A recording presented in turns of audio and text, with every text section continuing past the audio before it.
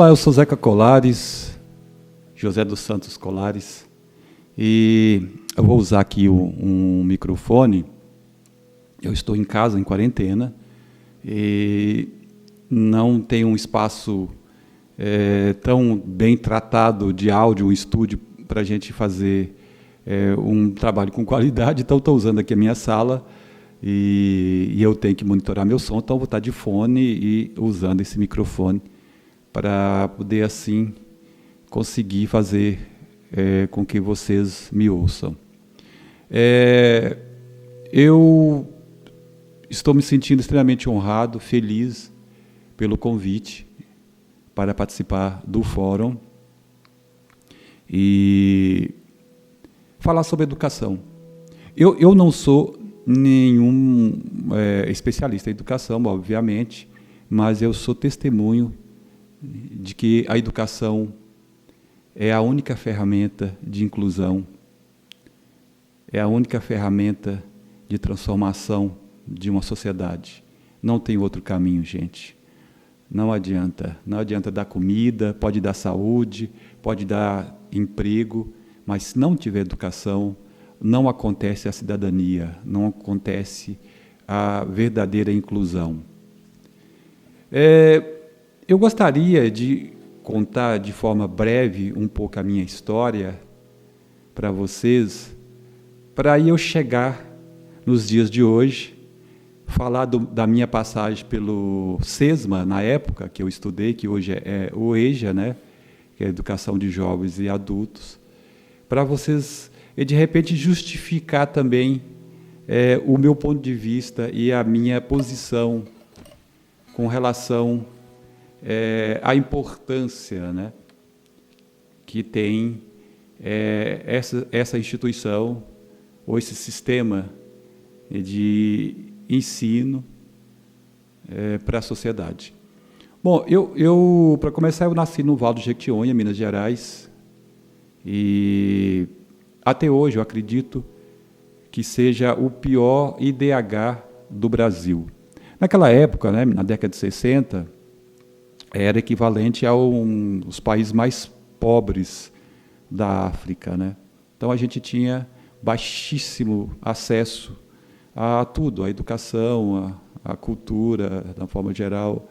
Até que a cultura é um termo bastante amplo, né? É uma região bastante forte em manifestações populares, a gente estava ali inserido. A gente não tinha os acessos, né?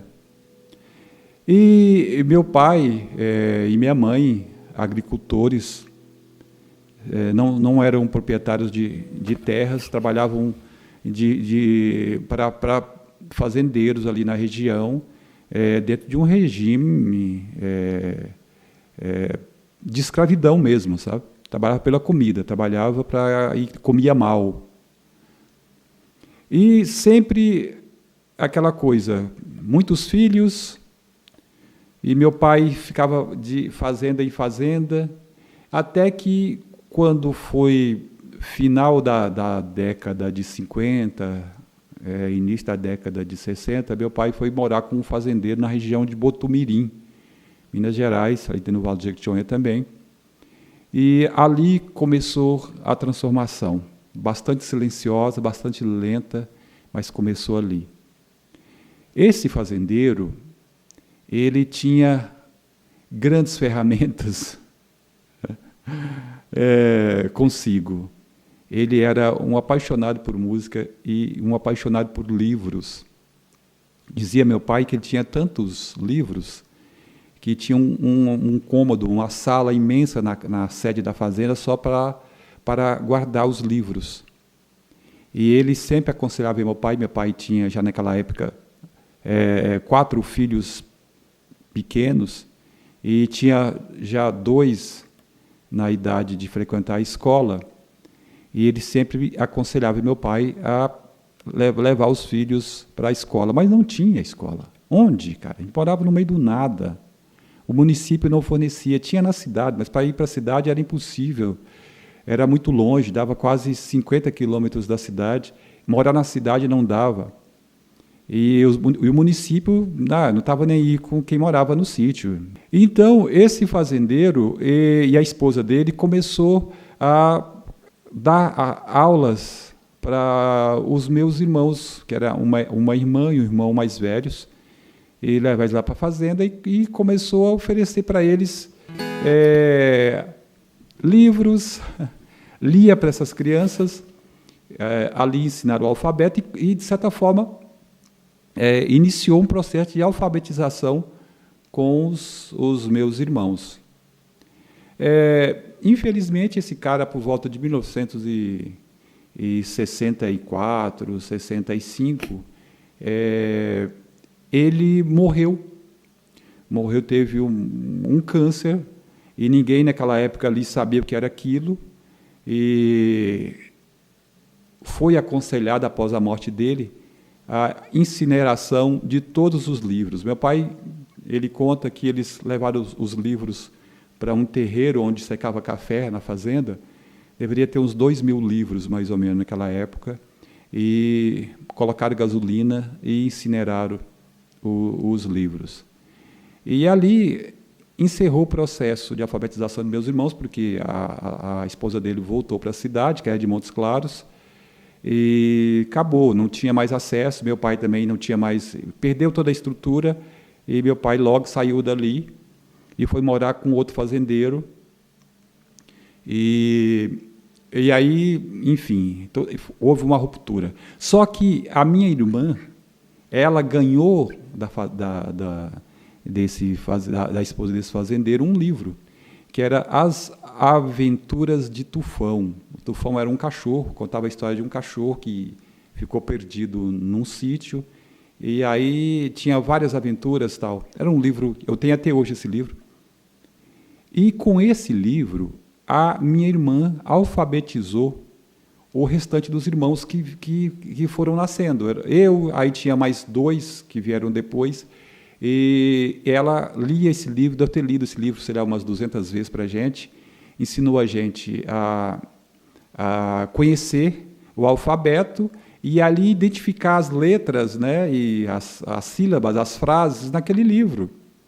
E esse livro ele ficou rodando, acompanhando a gente por muito tempo, até meu pai, de repente, de mudança, foi morar em uma outra fazenda que tinha uma escolinha já oficializada, uma escola rural. E ele colocou aí, eu já estava com 8 anos de idade, e já tinha outro irmão que estava com 6 anos de idade, nós fomos frequentar essa escola. Nessa escola, nós já chegamos com uma grande vantagem com relação aos outros, porque era uma escola que era voltada para os filhos dos empregados da fazenda. E nessa escola, nós chegamos com uma vantagem porque nós já éramos, de certa forma, alfabetizados. Então, a gente já chegou ali lendo algumas coisas, já sabia o alfabeto, e aí a professora engraçou comigo, porque, para variar, eu com 5 anos de idade, eu tive poliomielite. Então, eu tinha uma deformação bastante grave numa perna, tinha uma certa dificuldade, não é totalmente paralisado, tal, mas eu tinha uma forte dificuldade para locomover, para andar assim, com rapidez, para correr, essas coisas todas. Então, eu não sei se ela sentia pena de mim, mas ela se engraçou comigo e começou a me oferecer livros. Aí, e eu comecei a gostar muito dessa história da leitura, de ficar lendo historinhas, enfim. Aí eu conheci as mais belas histórias, né? Contava o Gato de Bota, o Chapeuzinho Vermelho, a Bela Adormecida, essa coisa toda. Li essas histórias todas, e aí ela me deu um livro que era do Maurice Duron, que eu acho que assim pronuncia, um escritor francês, que era O Menino do Dedo Verde.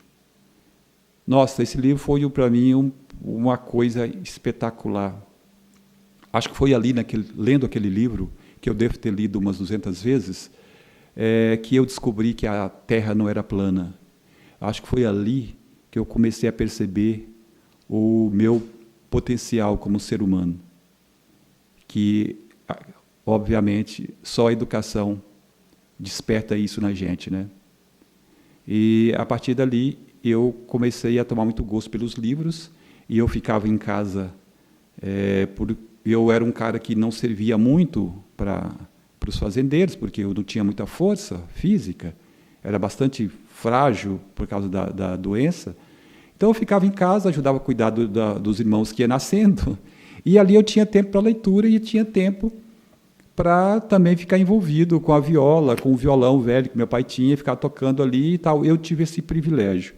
Até que, por volta de 76, ali, naquela região, uma seca terrível, a gente não tinha mais como subsistir naquela região. Aí nós mudamos para a cidade. Foi aí que eu fui frequentar uma escola oficial. Entrei no primeiro ano primário e eu já sabia ler. Aí, naquele primeiro ano, quando foi no meio do ano, eu passei para o segundo ano. No final do ano, eu passei para o terceiro ano. No ano seguinte, eu já estava do quarto ano, na quarta série. E, logo em seguida, eu já estava, em 2 anos, eu fiz 4 anos. Porque eu já era um cara que eu lia, eu tinha muita facilidade, sabe? E isso me despertou a vontade e, de certa forma, um desafio. E de quando tinha algo que me desafiava, eu ficava, né, era o famoso CDF. Fui para o colégio, na 5ª série, na cidade de Francisco Sá. Fui lá para o colégio, e daí eu já estava com 16 anos nessa época, e já começa a surgir aquela pressão, de certa forma, né? Bom, tem que arranjar um emprego, tem que trabalhar, e como é que faz? E 8 irmãos, na verdade, e todo mundo ali, a maioria trabalhando, e eu meio que corpo mole, aquela coisa toda, não conseguia trabalhar, ir para as roças, trabalhar pesado na roça, porque o único emprego que tinha, a única forma de trabalhar ali, de sobreviver, era trabalhar para os fazendeiros, plantando alho, aquela coisa toda, roçando manga, de foice. E então eu fui estudando, fiz a 5ª série, 6ª série, 7ª, era um aluno bastante aplicado. Fiz 8ª série. Quando eu fui para o colegial, para o ensino médio, fiz o primeiro ano, aí já a pressão já era grande. Eu já estava com 17 para 18 anos. Eu já estava com 18 anos, já tinha que trabalhar, não tinha como não trabalhar. Foi quando eu consegui emprego em uma construtora, através de uma professora minha. E essa construtora era muito legal, porque eu trabalhava ali, em média, 17 horas por dia. Então, chegava em casa, só o trapo, não tinha mais força nenhuma para ir para uma escola e render nessa escola. Eu saía de casa às 4 da manhã, chegava às 7 da noite em casa, tinha que andar mais ou menos 30 minutos para chegar até a escola, correndo o risco de chegar lá e os portões já estarem fechados, porque tinha aquele regime, na época do regime militar, tinha as carteirinhas que você tinha que chegar lá. Passou 1 minuto, era 15 para as 8, fechava o colégio, não adianta, você não entrava mais. E aí eu fui ficando desmotivado, eu parei de estudar, não, infelizmente. Fui trabalhando nessa empresa, fiquei trabalhando e parei, não tinha mais como estudar. E isso, o tempo foi passando. Daí, essa empresa gostava muito de mim, me mandou, quando encerrou as atividades da empresa ali, ela me transferiu para São Paulo, e em São Paulo, com aquela vontade de estudar, mas continuei trabalhando, assim, na mesma quantidade de horas, e não tinha como, né? São Paulo, a cidade de São Paulo me assustava. E aí foi passando o tempo, eu já estava com 20 e tantos anos. Em 1990, eu fui, na época do Plano Collor, eu saí da empresa e vim para Marília, morar em Marília. Tem uma história, minha mãe tinha uma história de infância com a cidade de Marília.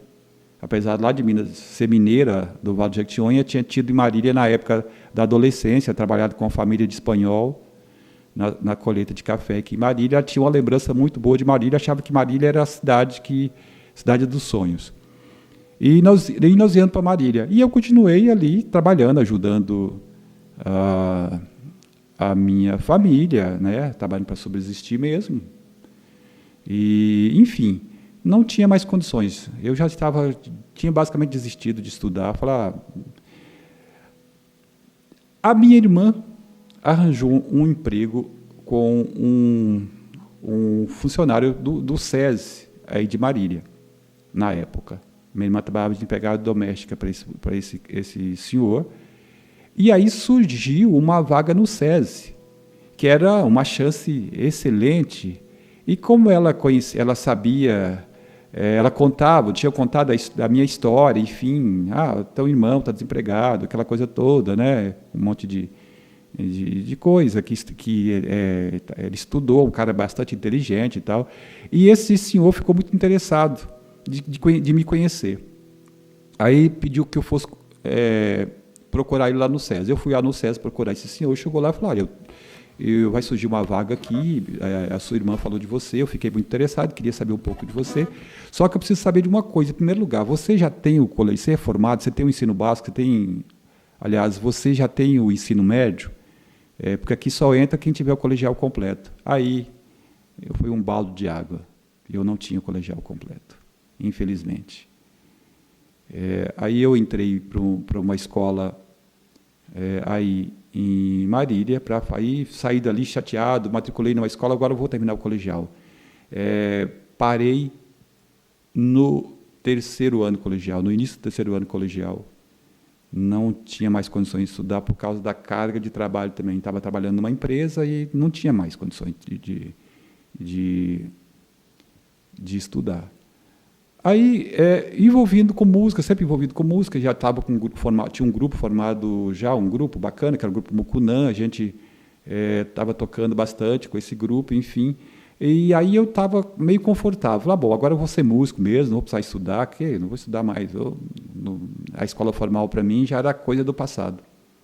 Aí, de repente, o grupo acabou. E eu me vi de novo na Rua da Amargura. Falei, tem que estudar. Foi aí que eu procurei o SESMA, aí em Marília. E tive a grande sorte de cruzar o caminho de uma professora chamada Idineia. Foi a pessoa que transformou a minha vida. A Idineia, ela, não sei se é uma questão de empatia, né? Ela é professora. Os professores, o professor que é professor, né? Ele consegue enxergar frutos e flores no meio dos espinhos, né? Eu um pouco desanimado, e a Edneia, não, você vai estudar, e ela sempre me incentivando e me envolvendo cada vez mais. Eu tinha mais prazer de ir para a escola, porque eu chegava ali, tinha entusiasmo, sabe? Eu conseguia olhar para frente e vislumbrar um caminho de sucesso, né? Eu precisava terminar aquele colegial e tinha ali aquela força. Eu falei assim, é a última chance.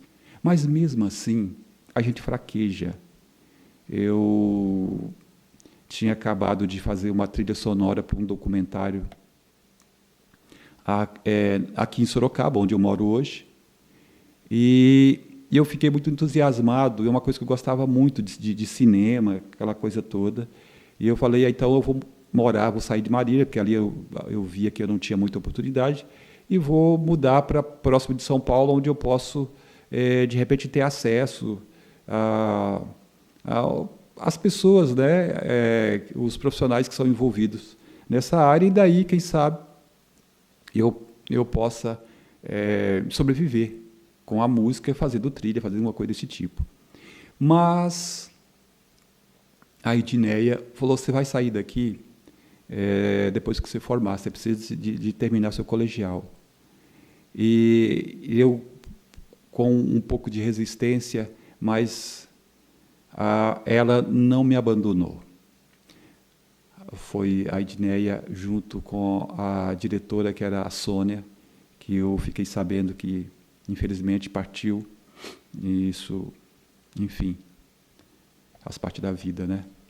E a Edneia reuniu com a Sônia e junto com a professora Val, que era professor de inglês, também era meu professor de inglês, e ela, de certa forma, ela deu uma acelerada no processo e eu consegui me formar.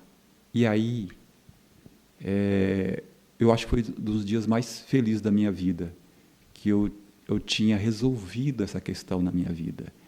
Porque não adiantava, eu de repente era um cara até que tinha habilidades, tinha conhecimento, conhecia bastante informática, sempre fui um cara que corri muito atrás das coisas, mas eu não tinha o aval institucional, então não adiantava. Eu falar, eu sei, mas você formou, você estudou, você formou onde? Cadê o seu diploma? Não tinha. E aí, eu saí dali com o meu certificado de conclusão do colegial. Não deu outra. Saí, no mesmo ano, eu já matriculei numa faculdade, aqui em Salto, e fiz um curso de cinema, e daí todas as portas se abriram para mim. Até, minha autoestima melhorou demais. E isso transformou minha vida. E hoje eu estou aqui como testemunho, participando desse fórum, e gostaria de dizer para você, aluno do EJA, acredite numa coisa, só a educação vai transformar a tua vida. Só a educação vai fazer você perceber o quanto você é grande, o quanto o seu potencial é inesgotável. Só a educação vai fazer você trilhar caminhos que te pertencem e que muitas vezes nos são negados pela falta de acesso à educação. E a vocês, professores do EJA, a minha eterna gratidão. Hoje, com muita honra, eu também sou professor. Sou professor de uma das maiores instituições de ensino da música da América Latina, que é o Conservatório Tatuí, onde a gente tem hoje 2.300 alunos matriculados, gente do mundo inteiro vem estudar conosco. E todo dia que eu me dirijo à sala de aula, eu me lembro de pessoas como você, Edneia, como você, Val, como tantos outros, como a professora Sônia. O quanto vocês são necessários, fundamentais para a transformação de um povo, para a transformação de uma sociedade, para a transformação de uma nação. Muito obrigado e vida longa ao EJA.